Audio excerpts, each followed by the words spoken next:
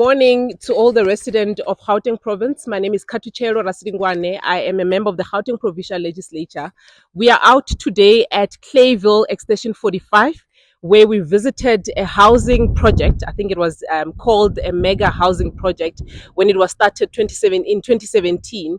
We are here because we've been informed and we've also noticed that this project has since been stalled for the longest time, and there's been issues of vandalizing, and the city also not coming to the party in terms of the way forward in this project. I am joined by the PR councillor in this area that will speak to the issue. Thanks very much, political head. This is a social housing project that was supposed to house around 450.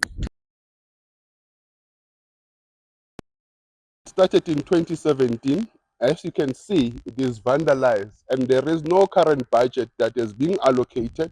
There was no budget for the past 2 financial year, and we are urging with the city that they put the budget for this coming financial year. As we are going to the draft budget, we are urging that the MMC of Finance, together with the MMC of Human Settlements, look into putting money into this project, because it will assist a lot of residents that are needing housing in this place. Thank you.